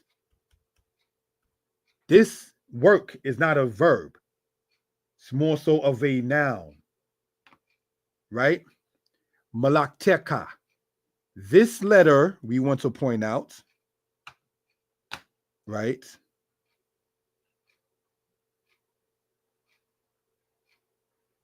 The letter Hey, as shown here on the cover of that, you can get that book online, right? Hebrews Easy Volume 1 to Volume 6. That Hey, becomes a tau. Remember we said that Hey is a feminine letter. Now, when you show something that has a feminine letter, such as saying his, hers, yours, and theirs, the Hey transforms to a tau. Are there any questions concerning that? You wouldn't say malakaka. You say malakteka. There is on the top, translated there, we want to show with the laser pointer, there is no Hey in that because the Hey in Malaka transforms to a tau to show possession. Possession of what in this case? Ka, meaning your. Ka at the end of a noun means your. Ka at the end of a verb means you. That's how suffixes in this particular part work. Are there any questions? Please feel free to put in the chat. All right. The Hey, sorry about that, becomes a tau to show. Am I spelling that right? They'll let me know. To show possession. So this letter here, all right, let's bold it. No, let's not bold it. Let's enlarge it. That letter there, Hey, transforms into this letter here.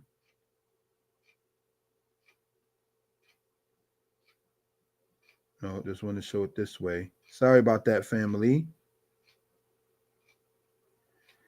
The two letters that you see there on top is the letter tau, which is one of the feminine letters. The letter you see on the bottom, both of them being expanded or enlarged, is the letter Hey. Hey and tau of the 22 letters are the feminine letters. So to show possession, mine, yours, his, hers, theirs, that Hey transforms to a tau. Are there any questions concerning that? Please let it be known. Again, I can be reached at 908-587-4841.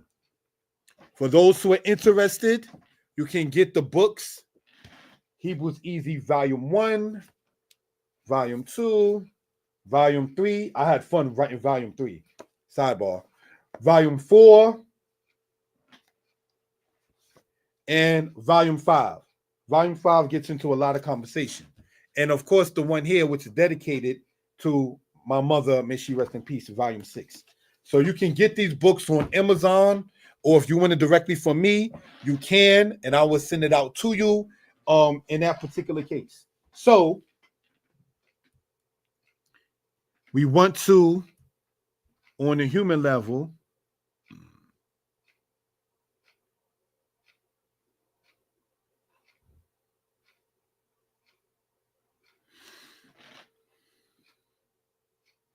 say we appreciate the people taking their time, their patience to want to even sit there and be a part of this presentation. Typing in the number 4, which lets me know that you hear it. It definitely is appreciated. The number is across the screen. We're going to break this lesson up into a part 1. This is this, and then going into a part 2. We intend to use, say, 5, 6 o'clock quote unquote Saturday, which is the Shabbat, to get into those lessons. My work schedule, I got 2 jobs, so I'm not able to sit there and do a lot of presentations during the course of the week and so forth and so on. But being able to do so, what I understand, when other people are not doing their presentations, I'll listen to Saw Ne'eman and the sister Gorea Kokabia with the prayer line. For those who do know about it, I listen to that in the morning. It gives me my spiritual upliftment on Shabbat.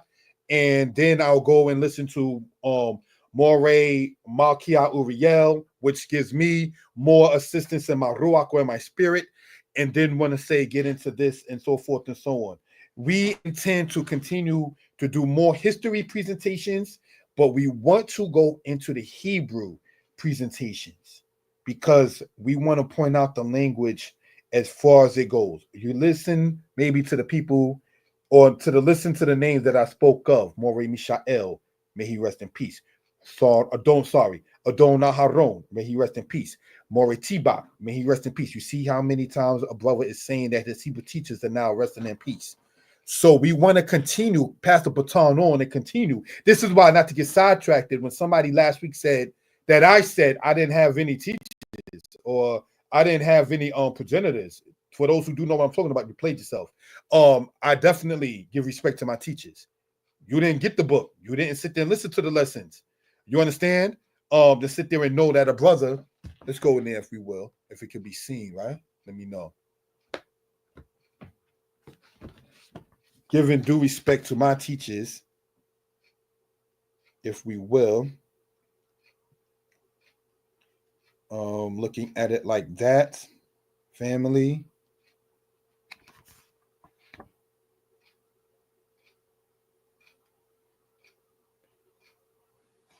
This is Rabbi Matthew, and let me see if it's able to be seen. No, not fully. But in this book here, he was easy, volume 5, volume definitely bigged up and represented in regards with my teachers and so forth. So somebody's going to have to miss me with that in that particular case. I want to take out the time, if I may. Let me look, if we will.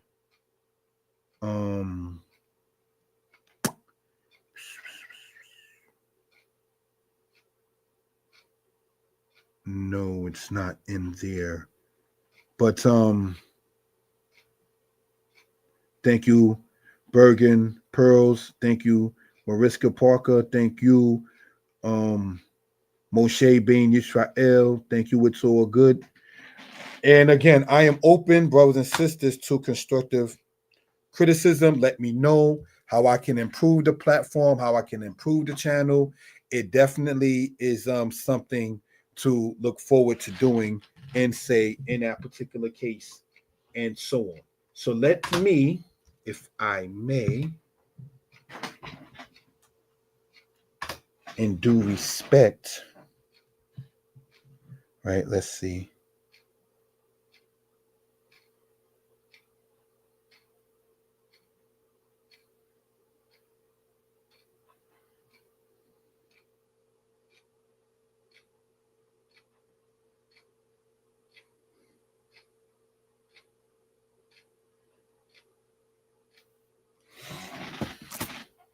Still no? Okay.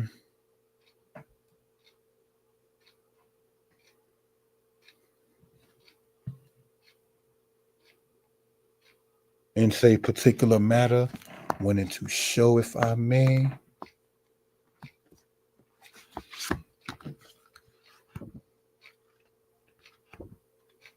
So the matter there. This is may they both rest in peace. This is Moreh Mishael, excellent Hebrew teacher, and this is Chief Naphtali. May they both rest in peace. This is from the Commandment Keepers on this side. Elders that was from way back when, with the era of Rabbi Matthew and so on. So just wanted to, brothers and sisters, show that in that particular case and give an honor and say manner of that. Alrighty. So somebody typed in, this is the first time visiting your channel. Thank you for visiting the platform and the channel. It definitely is appreciated. And again, I'm open to constructive criticism. Looking at it, this sister wrote, this is my first time visiting your channel. Interesting. APTTMHY, for those who may or may not know, means all praise to the Most High Yah. All right, that's what that means in that particular matter there, and so forth. So we do not intend. It's now going past 8:30. We've been online over 2 hours. I tried to go less than 2 hours, but bringing this out, say for reference purposes. Hopefully it was enjoyed. Hopefully it was understood. And if you got any questions, please just give me a call or text or so like that. In that particular matter. I appreciate it.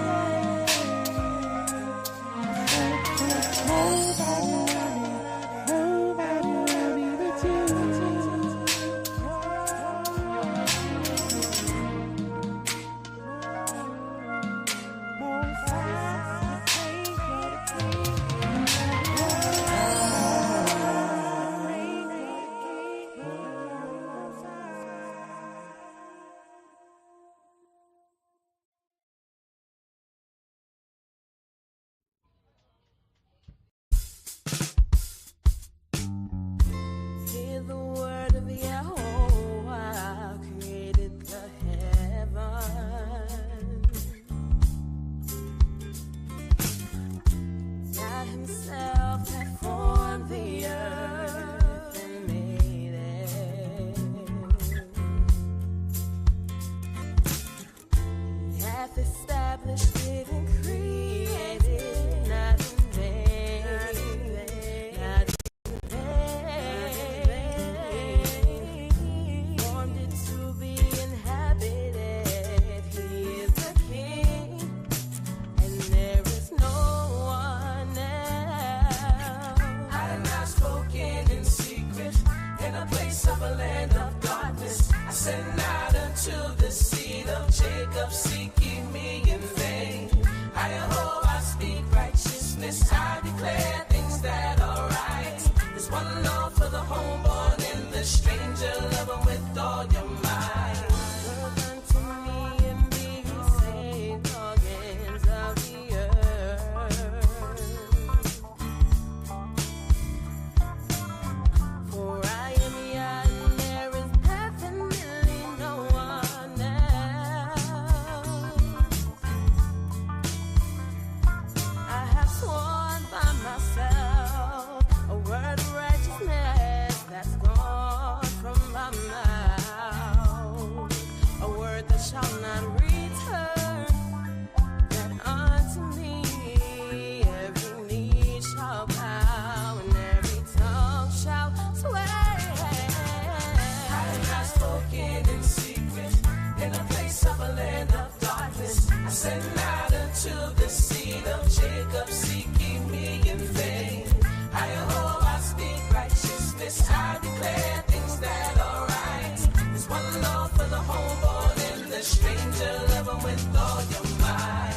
Yahweh shall all the seed of Israel be justified, and shall glory, glory in Yahweh shall all the seed of Israel be justified, and shall glory, glory in Yahweh shall all the seed of Israel be justified, and shall glory, glory in Yahweh shall all the seed of Israel be justified, and shall glory, glory.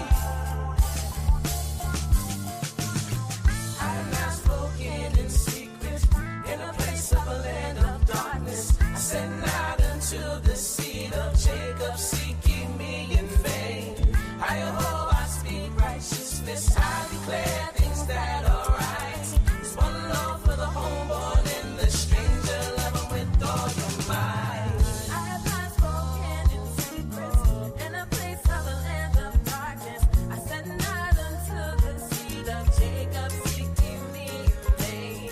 I speak righteousness, I declare things that are right. There's one Lord for the homeborn and the stranger, love him with all your might.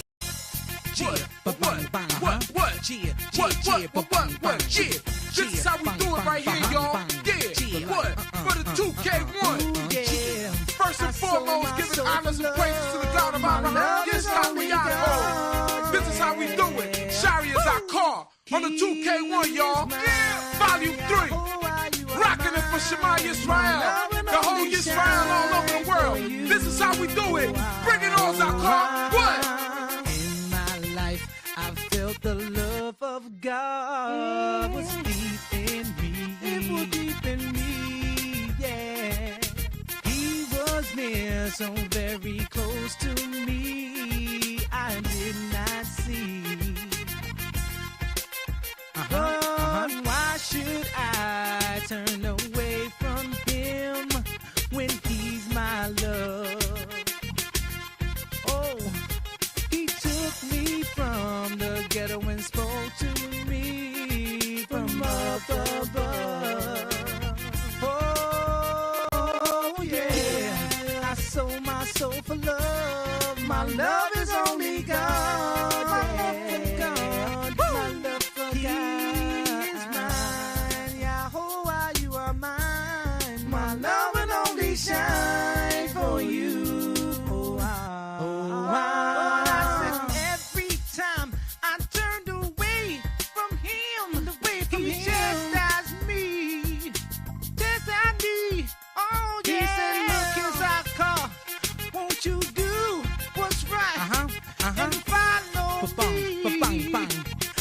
bang, bang, bang, and things look good, and my life is fine. So why should I?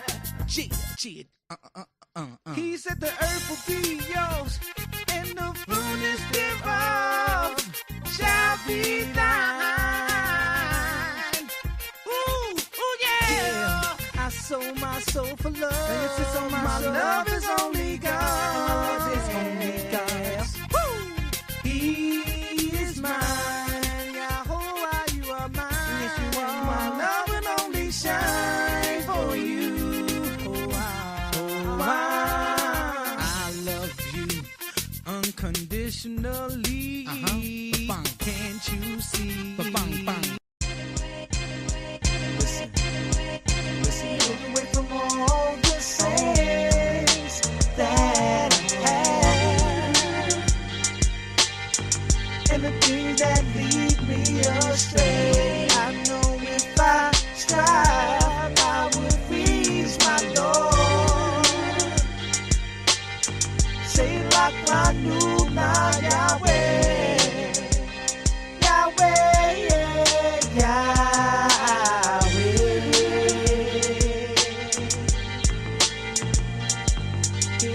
My troubles make me wanna just run away. The pressure is on, what shall I do? I feel like I have nobody, no one to lean on. So I choose you, Heavenly Father. But please don't make me cry. The morning shade is heavy on me, ripping my soul, tearing my soul alive. Get away from all the sins that I have and the things that lead me astray. I know if I strive, I would reach my Lord. Say like my new now, Yahweh.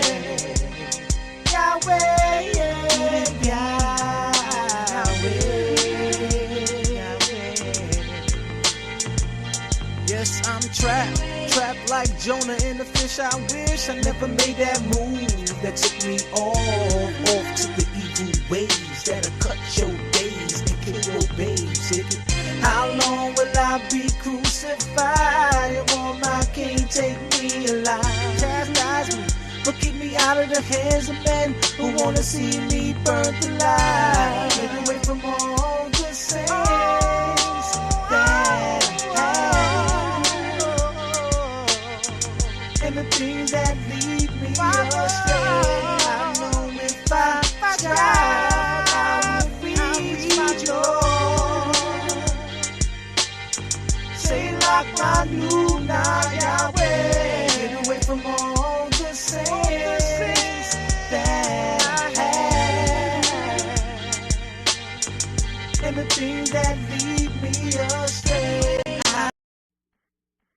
Gia. Can you see the fire Exclusive in my joint. eyes? Can you feel it burning in my that soul? Science Round Volume That 3. we've been going through from the Hear time you in the head when you flavor, y'all. Worldwide. Things that make Check me it wanna out. cry. The things Seven that make me C's, wanna 7 die. lands. Stretch my Zakar and arms out to Sharia. you. I pray to Gia. thee again most high. Israel, hear me. We all we have.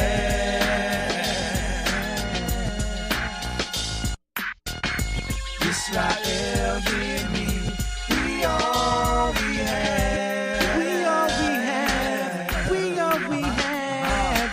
Yeah. Save my people, Israel. Please save our people, Israel. Most high, we need you so. We need you so. Ha'eliel. Ha'barak. Amen.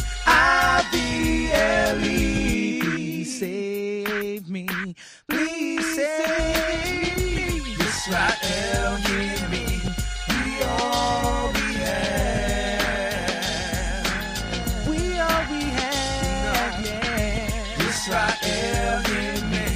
We all we have. We all we have. Oh, save my people, Israel. Please save Israel. Almost high, we need you so. We need you so. Ha'eliel. Avarak. Amin. Abi-Eli.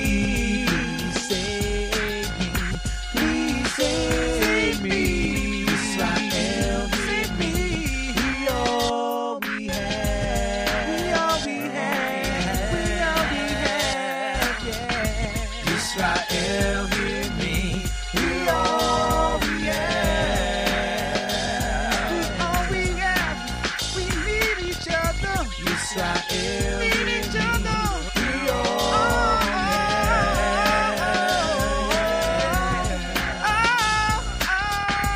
Israel, hear me. We all we have. Shalom, shalom. Israel, hear me. We all. Shalom. What you're seeing there, family, is this. Shalom, Aki. Peace, my brother. My shalom ka. How is your peace? Shalom mitob. My peace as well. Uma shalom ka anisho elod ka Aki. And how is your peace? I ask you, my brother. Shemi, Run or Ron, Shemi, meaning my name. Ani rotse lil mod ibrit itka. Mitishehu. Haven't heard that word in a minute. Okay, but yes, thank you for reaching out, my brother, my friend. The numbers across the screen, 908-587-4841. Again, that's 908-587-4841. Tisha, Efes, Shimona, Kamisha, Shimona, Shaba, Arba, Shimona, Arba, Echad. All right, so thank you for the interest and such. I can be reached at that number there in that particular case. Thank you for that. There is also a website, daynightpublications.com. There's also More Yeshaya Hebrew lessons, which I am trying to use and promote as much as possible as I can and say that matter. Now, when I wrote to the person saying that you care to sit there and study Hebrew sometimes, and so forth and so on. I haven't heard that word mentioned shehu in quite a while. But I wrote to this word here. Na'aseh. Na'aseh means let us do, or well, na'asah means let us do. But na'aseh means we will do. More so. All right. So thank you for reaching out. Hopefully you're able to hear this. Again, my number 908-587-4841. Thank you for that, my friend. Toda Rabah. Let's continue back into the music in that. Thank you for that, brothers and sisters. We all we have.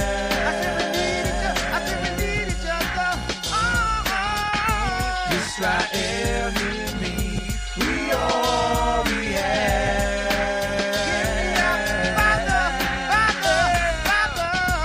Israel, hear me.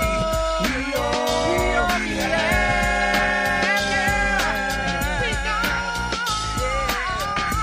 Israel, hear me.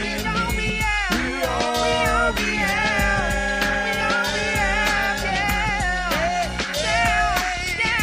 Israel, hear me.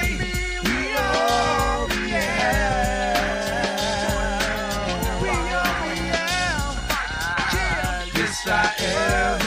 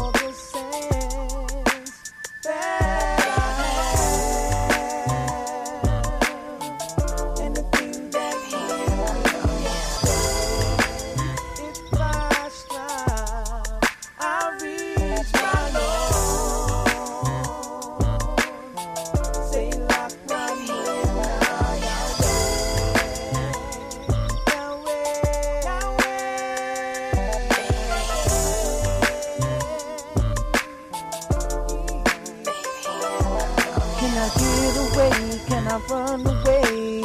Help me, please, Lord, 'cause I feel so alone. I feel like I have nobody.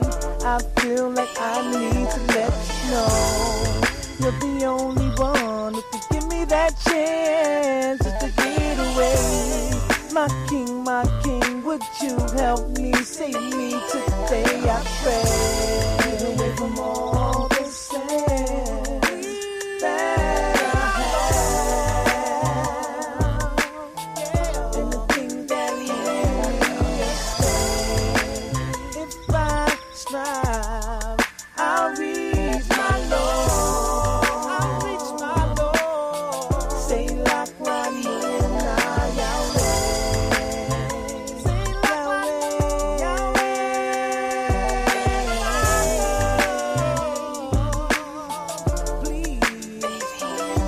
'cause I'm trapped in a lying den. Lord, will they slay me for all my sins? Will they take my soul? These lions look like people that I call my friends. But I pray to thee, don't let them kill me, no. Father, please, would you help me? Don't let them take my soul.